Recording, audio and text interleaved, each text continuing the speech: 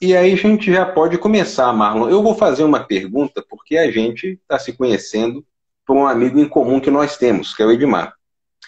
E eu vou perguntar para você também, para que todos os nossos amigos e familiares saibam o que fez você ter o gosto, da onde veio essa vontade de entrar e se formar e hoje ser um psicólogo.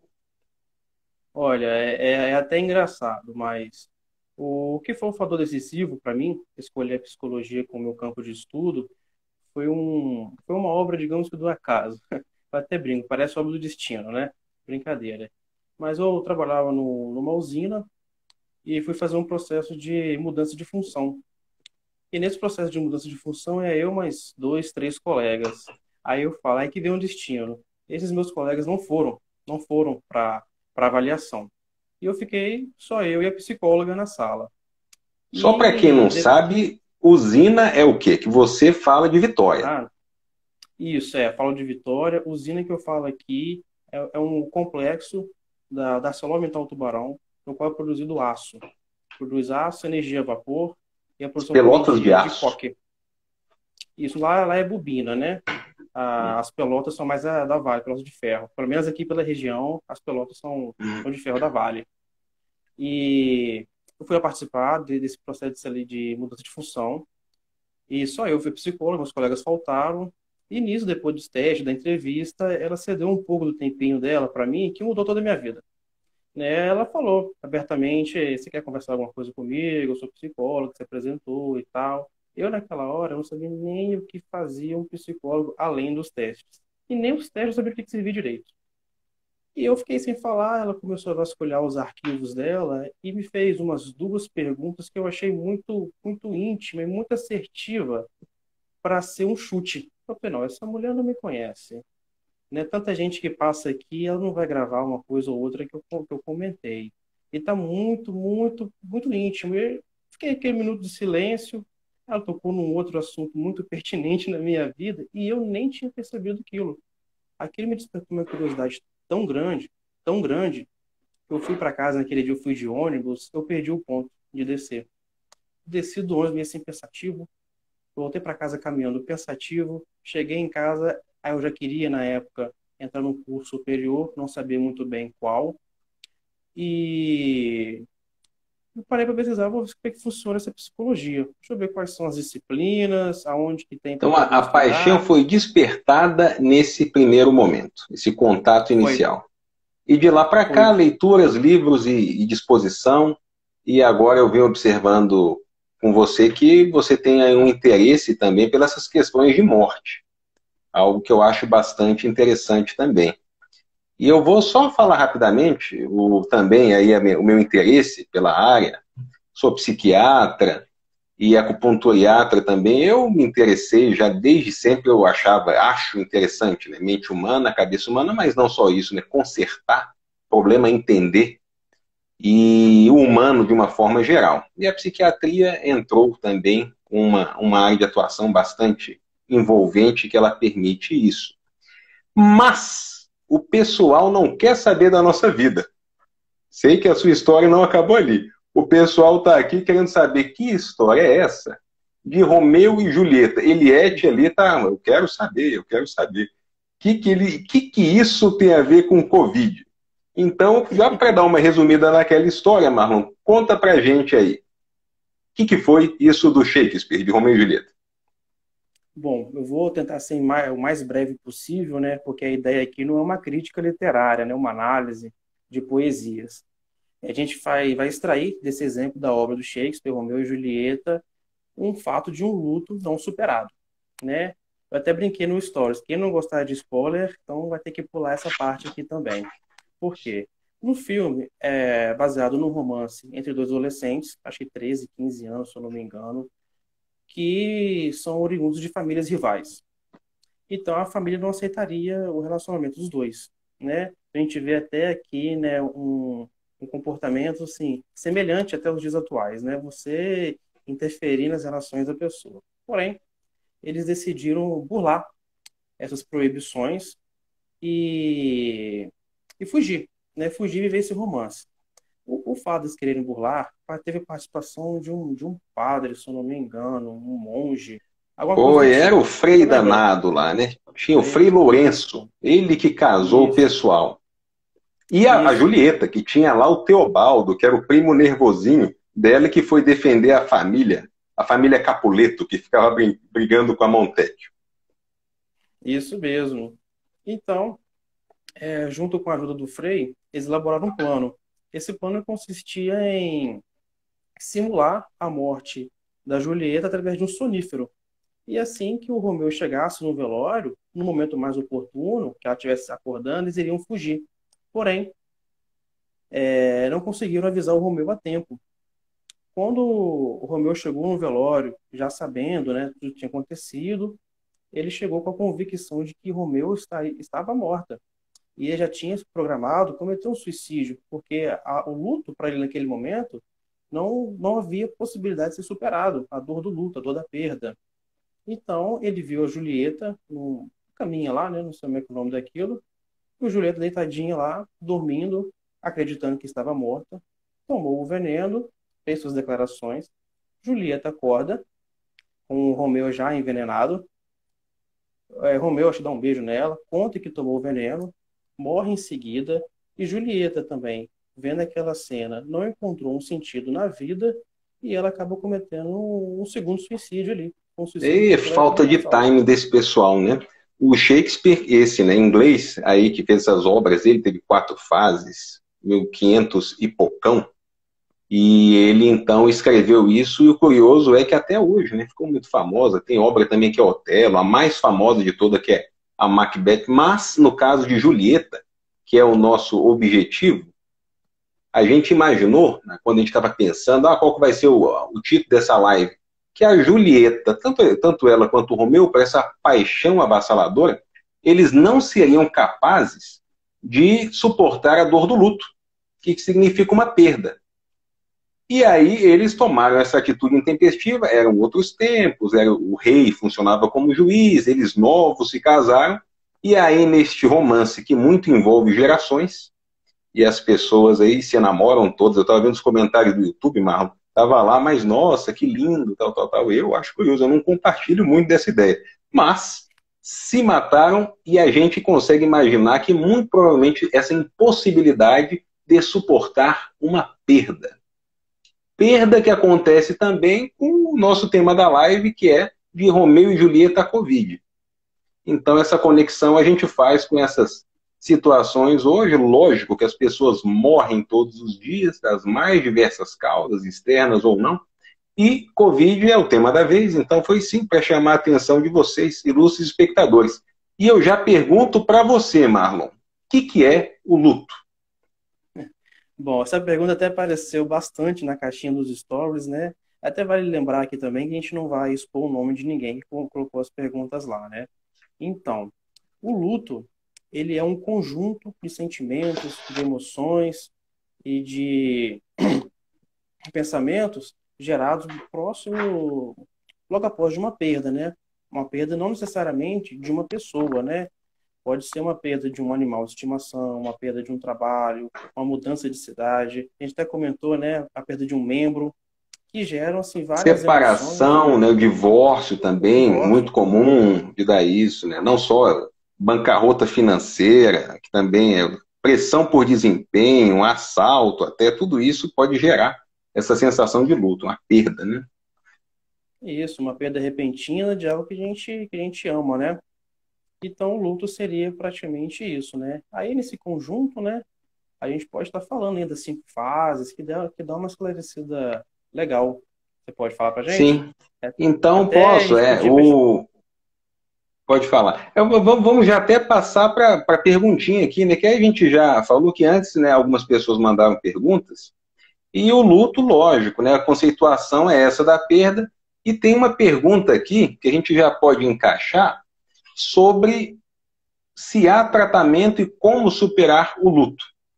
Acho importante, antes de você iniciar essa resposta, Marlon, dizer que na psiquiatria existe um livro, né, que é o DSM, que é o Manual Diagnóstico e Estatístico dos Transtornos Mentais, que ele faz ali o compilado de como fazer um diagnóstico, porque, né, o que vai ser tristeza, o que é o luto, o que é a depressão, o que é o transtorno, que é um luto persistente, luto complexo persistente, que é uma complicação disso tudo.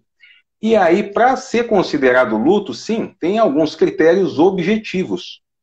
E se não cumprir alguns critérios objetivos, tem um outro diagnóstico que supre a maior parte das condições, muitas que chegam em consultório, que é o transtorno de adaptação. É a pessoa ficar com desconforto com algo desses que o Marlon citou, que aconteceu e nos últimos 3 meses e que, se retirado, promove uma melhora em até 6 meses. Ou seja, morte não tem como fazer isso. Então, o transtorno de adaptação é uma situação que não é uma depressão e que é temporária, considerando que as tristezas são para ser vividas no luto. E aí, há tratamento, Marlon? Como que se supera o luto? Bom, há tratamento sim. Geralmente as pessoas superam de forma natural. Não há um tempo assim consensual, né? Não há uma regra de como ser vivido o luto. E o que a gente sempre pede é respeito, né? Aos próprios sentimentos, aos sentimentos dos outros, né? Porque a vivência é muito única. Então, você tem modelos de psicoterapia para você superar a dor do luto, como também tem, no seu caso, intervenção medicamentosa, né? Se houver alteração biológica, né? Se quiser comentar mais, mas por parte da psicoterapia tem sim várias técnicas, tem diversas Me conta, abordagens. se chega um paciente lá no seu consultório, morreu o meu marido e ele morreu de Covid. Eu tenho 55 anos e estou aqui agora chorosa, transtornada, não vejo outra coisa na vida. O velório foi agora há pouco, não consegui participar, não teve velório. E aí, você vai me abordar fazendo que linha? O que você me diz a princípio?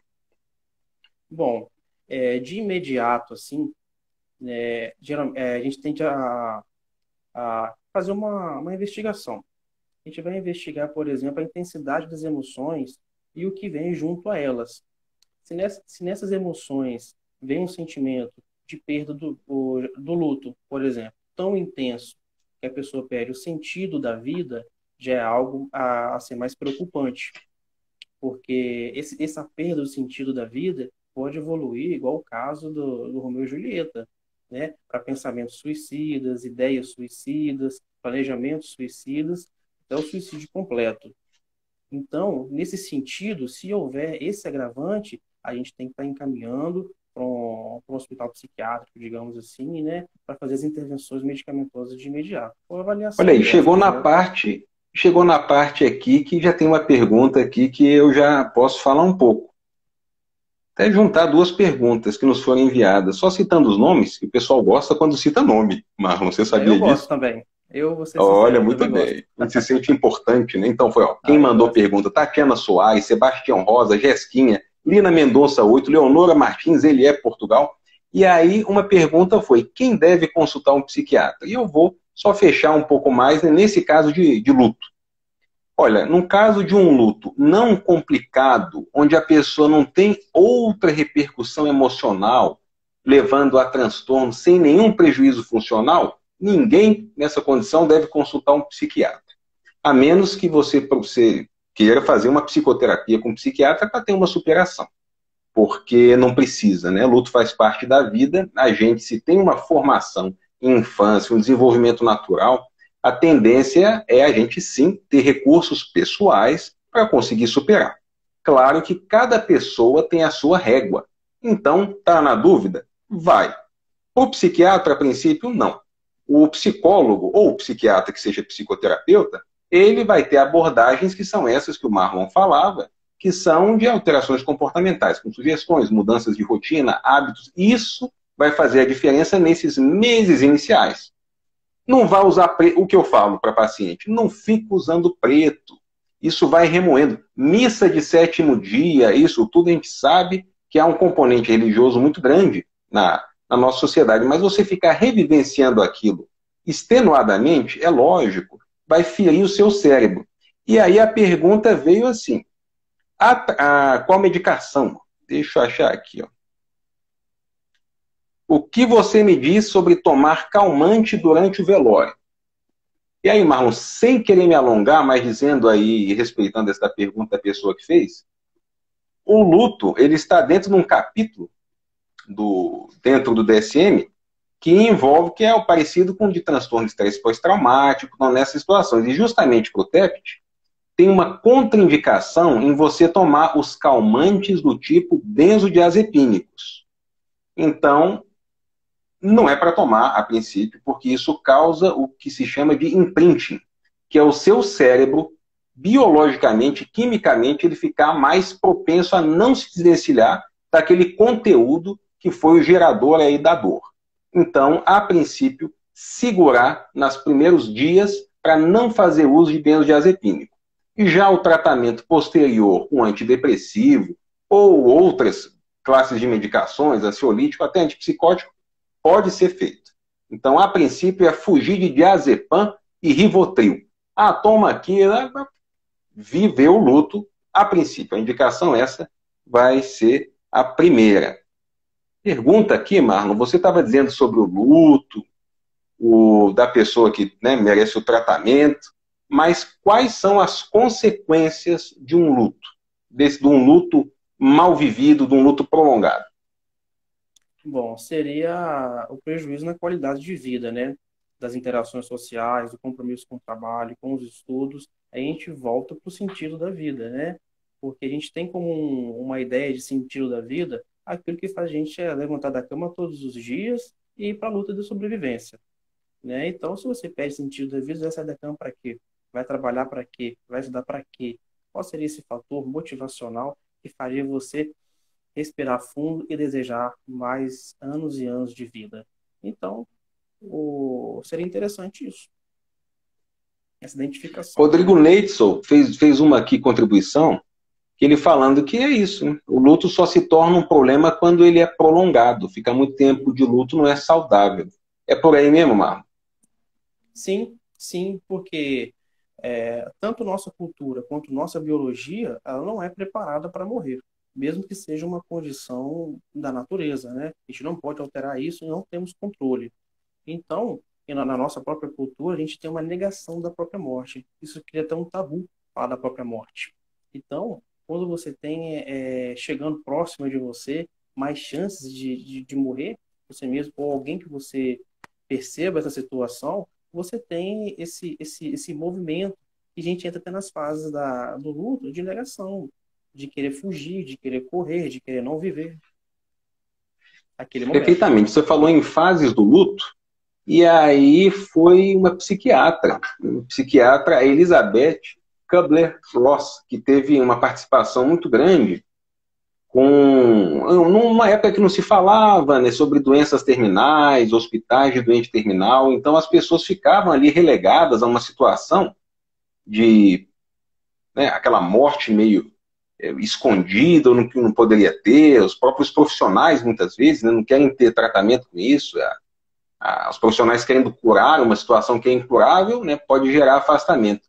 E essa psiquiatra sensível da Suíça, a Elizabeth, que já morreu, ela morreu inclusive em 2004, então ela fez um livro que é sobre a morte e o morrer, apresentando esse modelo de Kubler-Ross, onde ela pontuou essas 5 fases, que são as seguintes. A negação, né, Marlon? Como é que é a negação? Bom, como a gente estava falando anteriormente, né, seria a negação da realidade, né? A gente nega, por exemplo, recebe uma notícia, olha, aconteceu um acidente, fulano de tal, infelizmente, não sobreviveu. E começa, não, isso é mentira, isso é fake news, isso não pode acontecer, é um pesadelo, isso é um sonho, isso é um delírio. Começa a criar mecanismos de negar a realidade, né? Mas aí depois, seguindo esse parâmetro, né, claro que nem todas as fases são vividas, né, disse que às vezes 2, pelo menos, dessas fases têm que ser vividas, mas depois da negação vem a raiva. Como é que é essa fase? Bom, a raiva seria um sentimento voltado mais para uma culpa. Pô, eu poderia ter feito isso, ter feito aquele outro. Como eu usei o exemplo do acidente, eu poderia, vamos supor, acidente de moto. Eu poderia ter comprado um carro em vez de uma moto. Eu poderia ter orientado melhor. Eu poderia ter cobrado um cinto de segurança, se for o caso. Seria mais um sentimento voltado à culpa. Aí vem a barganha para muitas pessoas. A barganha. A barganha é um momento triste, mas acontece cenas, digamos que, não vou dizer engraçadas, mas muito estranhas, né? Porque até posso fazer um link com uma questão mais religiosa. A pessoa querer fazer promessas, né? Olha, se aqui em Vitória tem um convento da Penha, né? Um morrão. A pessoa pagaria a promessa. Olha, se fulano de tal sobreviver, voltar, alguma coisa do tipo, eu vou subir aquele morrão de joelhos. Eu vou contar uma história aqui que minha avó contava muito, a gente ria muito. Ela teve um momento na vida dela, minha avó já faleceu, coitada.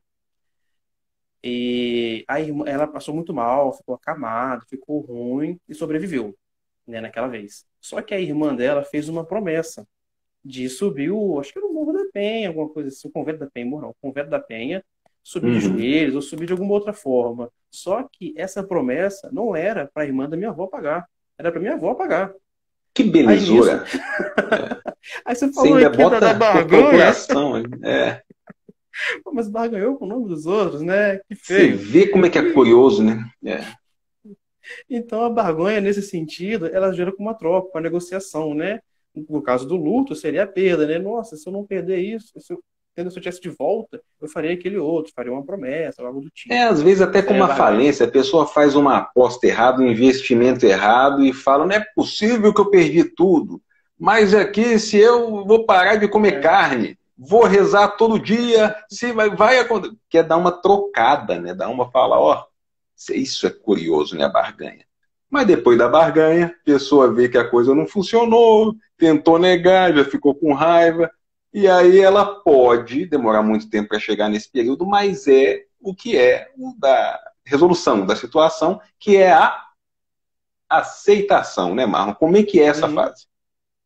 Bom, a aceitação já seria um processo mais de encarar a realidade como ela é, né? Vai chegar um momento que essa pessoa vai perceber, né, vai entender, vai compreender que isso é um fato inevitável. E até biologicamente falando, a gente tende já a readaptar, né? Se a gente pegou o exemplo no caso da viúva, ela poderia começar, por exemplo, talvez mudando os móveis de lugar, né? Para talvez não ter tanta lembrança, ou viver naquela lembrança mas de outras formas, porque até a gente até comentou anteriormente que o falecimento existe, é natural, não tem como evitar. Mas quem a gente ama vive eternamente com nossos pensamentos. Então, viva com as boas lembranças e acaba aceitando a realidade que é essa. Não só para quem se foi, como para a gente também, no momento. Ó, o Caio perguntou aqui o que seria muito tempo de luto. Então é assim, Caio, o luto já houve, né, diferentes fases, aí, diferentes tentativas de você tentar, como eu falei, pelo DSM, botar um padrão. Só que a psiquiatria, ela se envolve muito com os transtornos, né? Então, quando você está com uma desadaptação para a sua vida, para a sua rotina, isso é o prejudicial. Por isso que a consulta, no mesmo molde da arte que é na psicologia, tem que haver na psiquiatria. Tem pessoas que vão ter medicação, tem pessoas que não vão ter medicação, e em consultório você individualiza para fazer o que você, na sua experiência, entende por ser o melhor.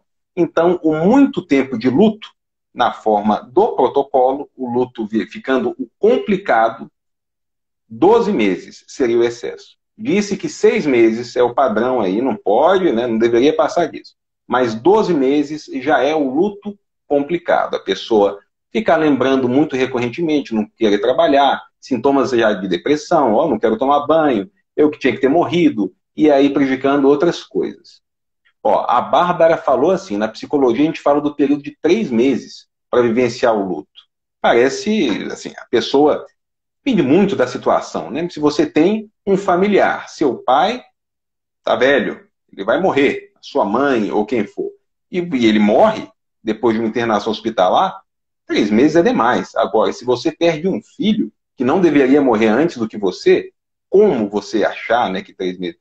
Mas o luto como sendo isso da desadaptação. Você pode ter o seu luto e vivê-lo chegando na fase da aceitação. Afinal, você continua vivo, né, Marlon? Uhum. Eu até queria pegar o gancho de uma outra pergunta aqui, que eu acho que faz um certo sentido trazer essa pergunta agora.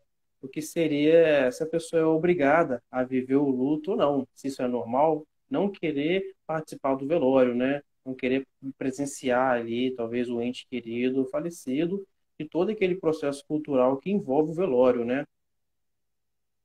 Aí você E quiser até um comentar um tabu. Eu vou pouco. ler aqui como veio a Uhum. pergunta, Marlon, só porque acho que é bom. É normal não querer presenciar um velório?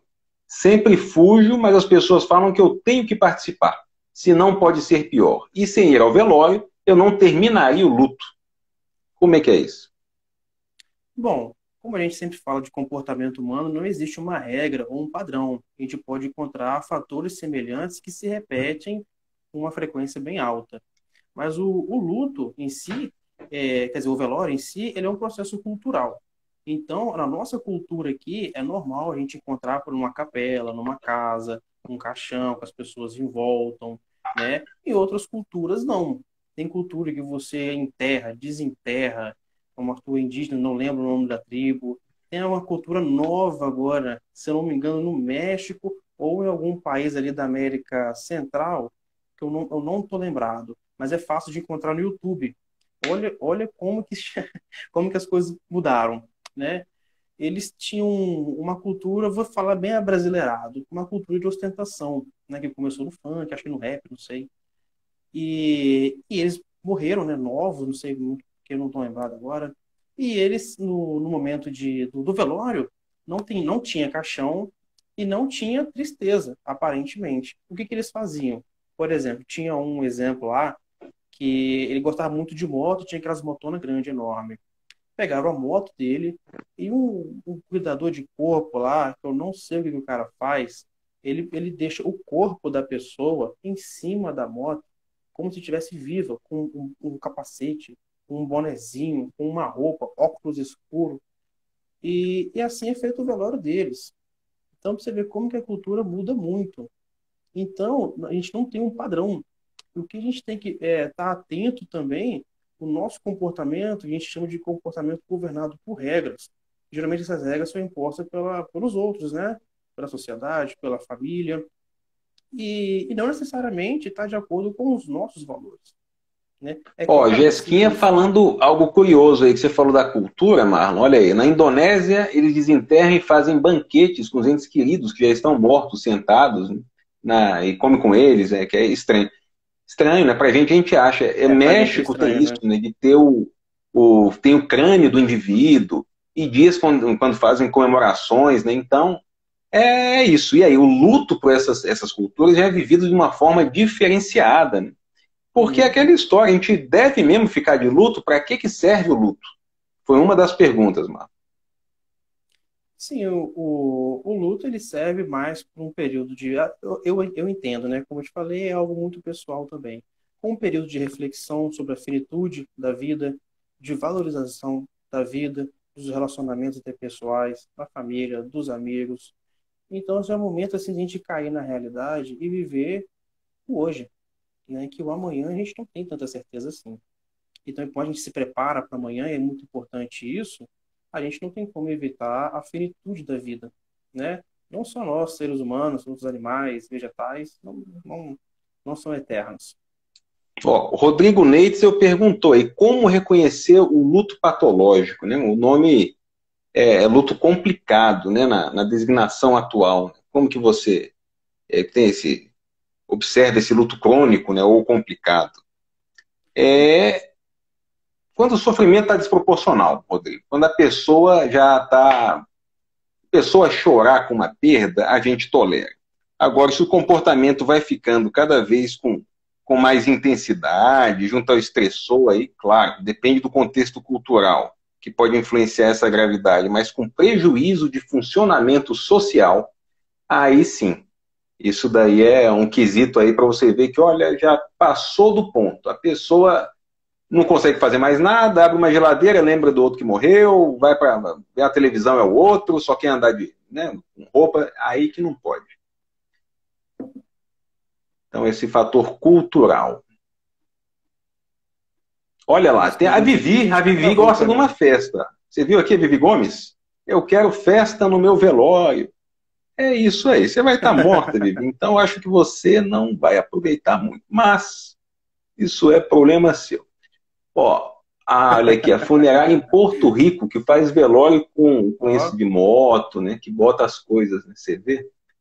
o É pessoal tá cada rápido na lugar. pesquisa, hein?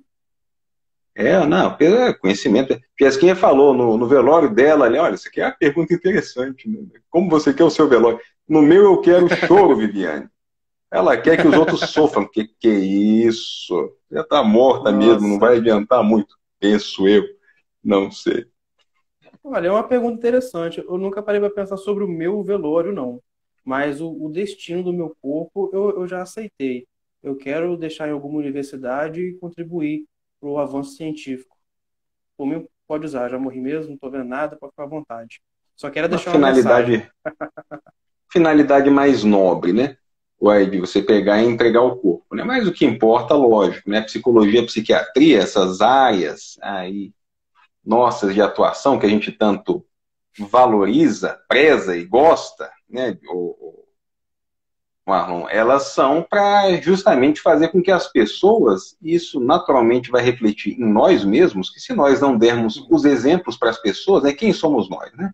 A gente faz o estudo, entende, faz esses questionamentos de onde eu vim, para onde eu vou, o que eu estou fazendo aqui, e se com a gente, se a gente tem uma perda e se comporta de uma forma que é mais, eu não vou dizer primitiva, mas de uma forma menos elaborada, e não é um bom exemplo que é para dar para o paciente. Né? Então, esse entendimento, cada pessoa tem o seu. Né? Esses fatores religiosos, que um pouco antes aí você deu uma leve pincelada, uma citação, a gente vê que muda muito a cultura, né? Com religião. Né? Pessoas que têm que chorar para mostrar que gostavam do outro. Né? Até que Uhum, ponto isso é necessário? Né? Tem pessoas que não manifestam. Existe um luto que ele é dito luto, não é não vivido, não, ele tem um nomezinho, é o luto não reconhecido, que é aquele que não pode ser expresso ou socialmente suportado, não pode ser admitido publicamente. Na verdade, isso daqui está falando é da viúva cujo marido tinha uma esposa, tinha titular, então ainda tem essa, né? Para uma pessoa, imagina, né? Ela ainda tem que segurar, não pode mostrar, então ainda tem essas possibilidades aí que envolvem a morte, o luto.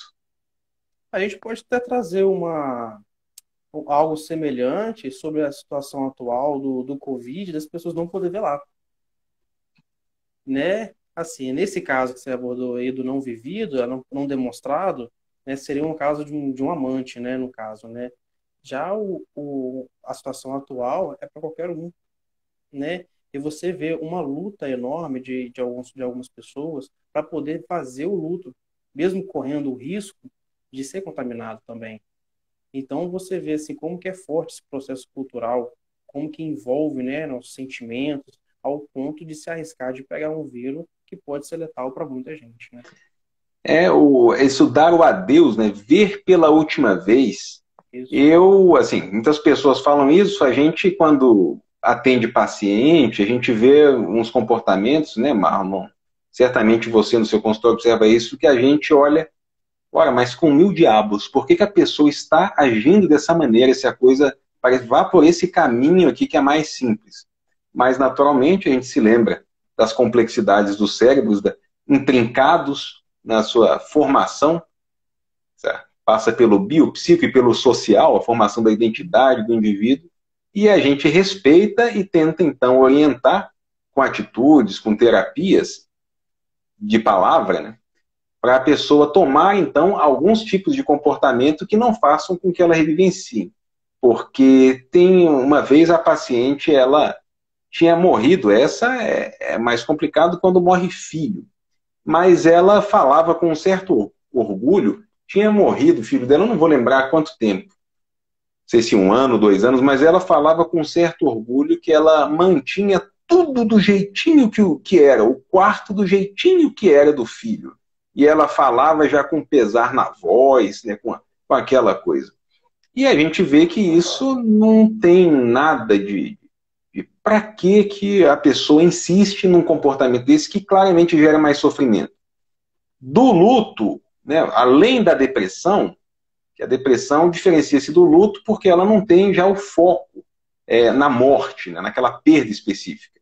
Mas na pessoa, então, que já fica com a depressão, é uma possibilidade dela ter de doença, mas também existe uma entidade que é o transtorno doloroso somatoforme persistente, que isso é um diagnóstico, não é um nome comprido de um diagnóstico, mas que lembra muito a própria fibromialgia. De tanto a pessoa viver ou ter um passado complicado e o cérebro aprende a uns comportamentos relacionados à dor, ela casa com a dor e vive com aquela dor.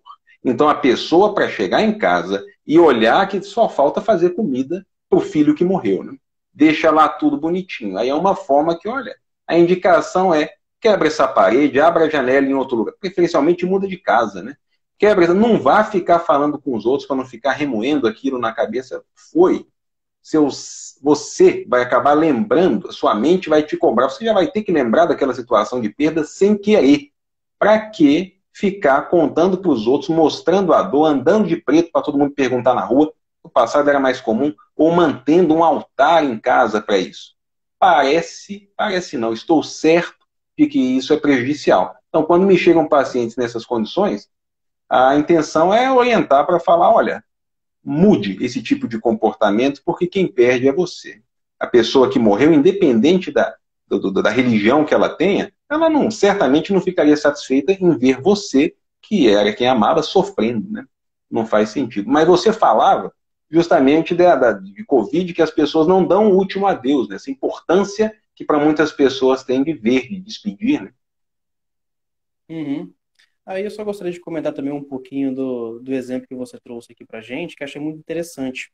A pessoa que se mantém naquela condição de luto, aí você fez um comentário legal também, do reconhecimento dos outros, né? Porque aí já seria interessante a gente fazer uma investigação antes mesmo da morte do filho, né? Porque se, por exemplo, né, a gente tem um reconhecimento social, gera um prazer na gente, né? Tanto é que a gente vê as pessoas fazendo de tudo para ganhar um like nas redes sociais, né? Que gera prazer para a gente. É um reconhecimento social. É como dizer assim, ó, tá ok o que você fez, tá maneiro, tá massa. Então, quando a pessoa, por exemplo, se expõe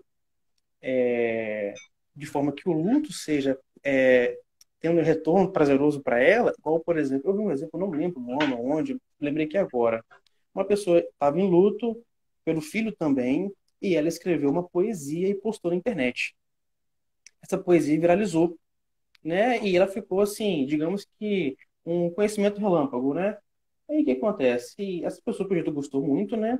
E começou a se expor na internet buscando novas viralizações, só que não conseguiu. Qual que foi a estratégia dela para conseguir, de novo, essa viralização? Fazer mais poesias com conteúdo do luto.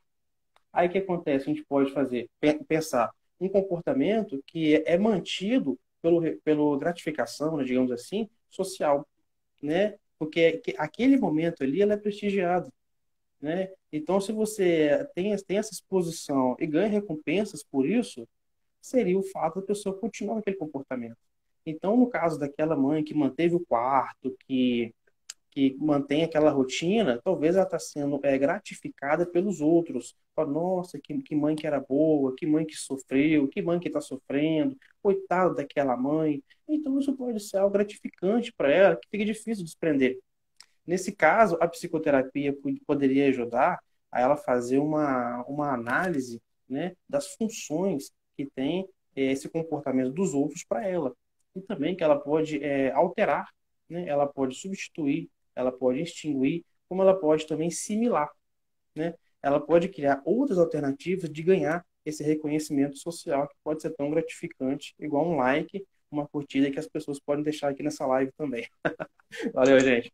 Eliette comentou a vizinha aí, ó, perdeu a mãe há 10 anos, que vai todo dia ao cemitério, é isso, ó. O Kuramai Yuguaminamino, existe o luto adiantado, antecipado, visto que o coronavírus é mais agressivo em certos grupos? Não, o luto só pode começar depois da perda, né?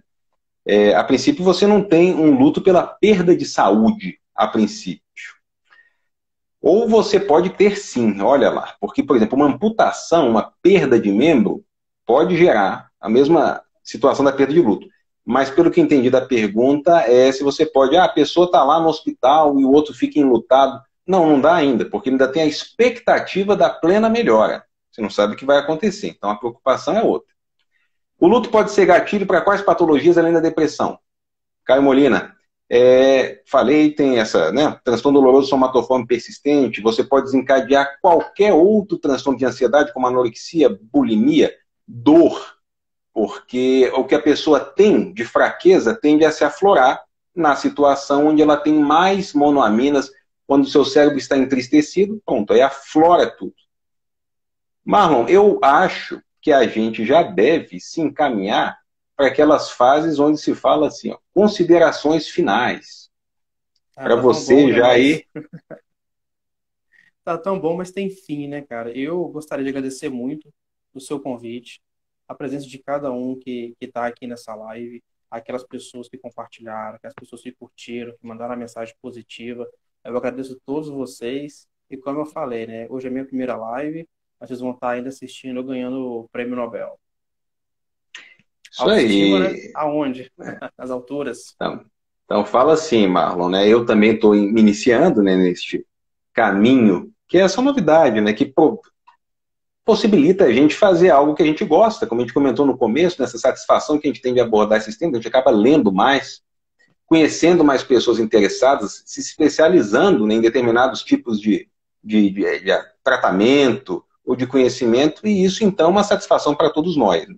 Claro que a família às vezes perde um pouco, mas não perde porque ganha, porque vendo a nossa satisfação, eu não poderia deixar de falar da belíssima esposa Mariana, certamente ouvindo, que tá Liana está nos braços dela uma hora dessa, bebezica de 8 meses que está lá no meu feed.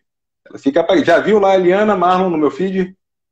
Vi Eliana, vi o mais velho também. Gostei do vídeo do mais velho, falando sobre as fases do luto. Olha, que Sim, rapazinho tão novo e legal. tão esclarecido, né? Gostou, né? É muito Ele, sim. interessante. E o também, esse é o Vitor, e o Arthur também. Colocações excelentes, né? A gente comenta sobre isso tudo. Este vídeo que você acaba de citar está lá no meu YouTube. Então, para você ver lá o luto, bota aí youtube.com/medclaudiofernando, vai cair no meu canal. Ou chegue pelo YouTube, pelo Instagram. Se for lá no linkzinho que tem logo na página inicial do Instagram, dá para chegar no YouTube, que esse vídeo, sim, eu revi hoje, Marlon, naquela hora que eu mandei para você, que eu tinha esquecido que você já tinha visto, e a mim, claro, me dá orgulho ter todas essas pessoas aí que estimulam, e a gente não sabe muito bem, pelo menos é assim que eu encaro, né, dentro desse tema de morte, de luto, a gente não sabe muito bem o que é a vida, cada um inventa uma forma de enxergar seus objetivos, mas eu me baseio, conversava até com o nosso amigo em comum, o Edmar, a gente fala várias vezes sobre essa situação, que eu penso bastante, que a vida, então, para mim, é uma forma de você fazer coisas legais. A gente não sabe como é que vai ser, se vai estar morto amanhã. Mas o que a gente sabe é, o bolo de chocolate é bom. Fazer uma live dá orgulho, dá satisfação, preenche o ego, né? Certeza que o seu ego está mais feliz agora. Olha, você foi capaz, a sua família toda, orgulhosa aí. Não li aí que o comentário passou rapidamente, mas aí tem gente orgulhosa vendo você agora, tratando pessoas, se esclarecendo, aprendendo cada vez mais sobre isso. E o que é a vida, né? Senão a gente viver bons momentos com as pessoas. Então eu vou até pedir desculpa aqui, que logo no começo, o meu bate-papo aqui travou. Travou, não entendi muito bem. Não quis mexer também para não piorar a situação. Mas eu agradeço todo Eu acho que mundo você tem que que mandou aproveita para mensagem. você manda beijo para sua mãe, para sua avó, para o Ah, pessoal aí que claro. tá. Ó, mãe, vó, irmão, namorada, primos, primas, amigos, colegas de trabalho. Ó, não faltaram foi pessoas me incentivando a estar aqui nesse momento. E eu vou falar a verdade. Eu nunca me senti muito à vontade em frente à câmera, não. Mas acredito que tu tá gostando agora. Viu? A gente vai gostando. Legal. Então, para dar esse último tchau, vocês, então, olha que legal, estamos com bastante gente até agora, Marlon. Não sei se você contratou robôs, né? Porque na sua família aí Ah, está em peso, mas o fato é que, por que não mais, né? a gente coloca em temas. Já sabem aí que o Marlon gosta de uma morte, e eu também. Tem muito tema associado a estoicismo, né, tipos de filosofia, como viver a vida de uma forma mais produtiva, mais plena. Então, agora batendo o recorde da nossa audiência com 32 pessoas para a gente partir naquela fase. O que você tem a dizer para as pessoas continuarem vivendo bem, Marlon? Sua mensagem da despedida. Mensagem de despedida, eu acho que seria, semelhante ao que eu disse anteriormente, que a gente ama pessoas, né? E quem a gente ama, ela morre fisicamente e desaparece. Porém, ela permanece nos nossos pensamentos, sentimentos e emoções. Eu queria fazer uma reflexão. O que será que Me você está arrepiou. fazendo no pensamento dos outros? Ah, cuidado. O que será que você está fazendo no pensamento dos outros, nas emoções dos seus pais, mães, filhos, esposas, maridos, amigos? Perfeitamente. Essa responsabilidade que todos nós humanos temos como manter. Obrigado, pessoal. Obrigado, Marlon, por essa live aí, que sem dúvida, uma conversa dessa, a gente revisitar um tema que, apesar da gente estar vira e mexe, aparece em consultório, quando a gente revisita profissionalmente falando, claro, para esclarecer as pessoas, mas a gente acaba gostando mais e vendo que é isso aí, né? A profissão é essa mesmo, a gente fica satisfeito em saber e desenvolver conhecimentos, ainda que muitas das vezes a gente se angustie com isso, mas parabéns para a gente, que fez aí uma live que deixou as pessoas satisfeitas. Eu agradeço. Eu agradeço de novo o convite, muito obrigado mesmo. Queria fazer um agradecimento especial aqui também ao Ed. Cara, acho que se não fosse o Ed, eu já tinha desistido disso daqui não sei quantas vezes. Esse cara é muito insistente para incentivar as pessoas. Cara, ó, não tem preço, Ed. Sim, sim, também. Eu também prezo muito a amizade. Então, beijo para todo mundo e continuem bem. Tchau.